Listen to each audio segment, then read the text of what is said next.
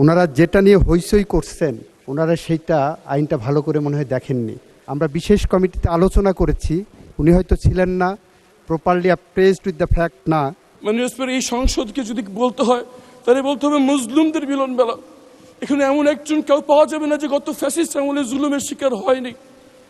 আমি গুমের ভুক্তভোগী যারা ফিরে আসছে তাদের পক্ষ থেকে, গুমের ভুক্তভোগী পরিবারদের পক্ষ থেকে একটি বিষয়ের দৃষ্টি আকর্ষণ করছি।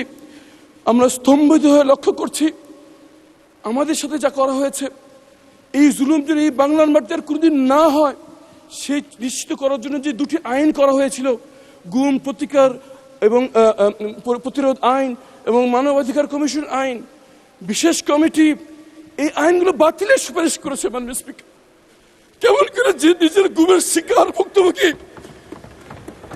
যে প্রধানমন্ত্রী নিজের টর্চারের শিকার, তারা কেমন করে এই আইন বাতিলের পরামর্শ দেয়? মাননীয় স্পিকার, আমরা জানতে চাই কাদের কাদের। ধন্যবাদ মাননীয় স্পিকার, শুধু একটি কথা বলে শেষ করছি। আমাদের ভুক্তভোগীদের পক্ষ থেকে আমাদের আবেদন, যদি সরকার কোনো পরিশোধিত করতে চায় এই আইনটিকে আগে অনুমোদন দিয়ে আইনের রূপান্তরিত করুক, পরে সংশোধনী বিল এনে তাকে সংশোধনী করা হোক। যদি সেটা না করা হয় 12 তারিখ এই আইনটি বাতিল হয়ে গেলে 13 তারিখ গুমের কোনো সংজ্ঞা থাকবে না। ধন্যবাদ। মাননীয় আইনমন্ত্রী।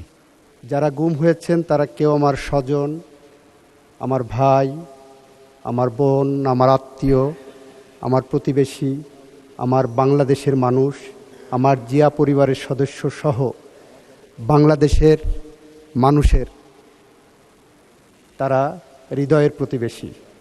মাননীয় স্পিকার, ওনারা যেটা নিয়ে হইচই করছেন, ওনারা সেইটা আইনটা ভালো করে মনে হয় দেখেননি। মানবাধিকার কমিশন আইন এবং গুম প্রতিরোধ আইন যেভাবে করা হয়েছে অর্ডিন্যান্সে, সেটা করলে গুমের শিকার সদস্যদের প্রতি অবিচার করা হবে। কারণ আমরা একই সাথে আইসিটি অ্যাক্ট 1973 সালে ক্রাইম এগেনস্ট হিউম্যানিটির মধ্যে গুমের সংজ্ঞা অন্তর্ভুক্ত করেছি। সেখানে বিচার হবে, তদন্ত হবে। একই সাথে এদিকে এটা করেছি, আবার গুম আইনে আমরা এটাকে ভিন্ন একটা তদন্তের কথা বলছি। ওখানে সর্বোচ্চ শাস্তি মৃত্যুদণ্ড কিংবা গুমের যারা অপরাধী সর্বোচ্চ শাস্তি মৃত্যুদণ্ড কিংবা যাবজ্জীবন কারাদণ্ড। গুমের যে আইনটার কথা বলা হয়েছে অর্ডিন্যান্সে, সেখানে 10 বছর পর্যন্ত সাজা দেওয়ার সুযোগ রাখা হয়েছে। মাননীয় স্পিকার, মানবাধিকার কমিশন আইন যেটা করা হয়েছে, ওই আইনটা আমি যখন সময় আসবে আমি দেখাবো।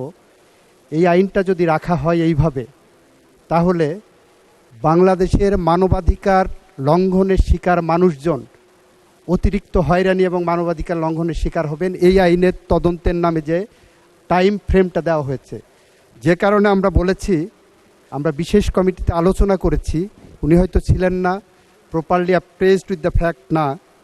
আমরা বলছি এই দুইটা আইনই আরও বেশি যুগোপযোগী, আরও বেশি জনকল্যাণমুখী, আরও বেশি ন্যায় বিচার নিশ্চিত করার জন্য আমরা এই সেশনের মাঝামাঝি বা পরবর্তীতে অংশীজনদের সাথে আলাপ আলোচনা করে পরবর্তীতে সুনির্দিষ্টভাবে বিল আনবো, যাতে করে অপরাধীরা কোনোভাবেই ছাড়া না পায়। কারণ ব্যারিস্টার আরমান আমার ভাই, আমার স্বজন, আমার সহকর্মী। উনি দীর্ঘদিন ধরে যেভাবে গুমের শিকার হয়েছিলেন এবং এভাবে বাংলাদেশের 700-র বেশি মানুষ গুমের শিকার হয়েছিলেন, তাদের মধ্যে আমাদের মাননীয় স্বরাষ্ট্রমন্ত্রী এখানে আছেন। স্বরাষ্ট্রমন্ত্রী যেভাবে গুমের শিকার হয়েছিলেন, মৃত্যুর প্রহর গুনেছিলেন প্রতিদিন, তাকে যেভাবে পার্শ্ববর্তী রাষ্ট্রে ডাম্পিং করা হয়েছিল, যেভাবে উনি বিচারের মুখোমুখি হয়েছিলেন, যেভাবে উনি বাংলাদেশে ফেরত এসেছেন, এটা মনে করার কোনো কারণ নাই গুমের সাথে জড়িত যারা অপরাধী ছিলেন তারা কেউ আইনের ফাঁক দিয়ে বের হতে পারবে। সে কারণেই আমরা বলেছি, গুমের আইনে যে সাজা প্রেসক্রাইব করছেন, গুমের আইনে যে তদন্তের পদ্ধতির কথা বলেছেন, আর আইসিটি অ্যাক্টে যে গুমের ক্রাইম এগেনস্ট হিউম্যানিটির কথা বলেছেন, দুইটার মধ্যে যাতে সাংঘর্ষিক কোনো অবস্থা বিরাজমান না থাকে, সে কারণে এই আইনগুলো আমাদের যাচাই বাছাই করা দরকার। গুম আইনে আবার মানবাধিকার কমিশন আইনের তদন্ত সংস্থাকে রেফার করা হয়েছে।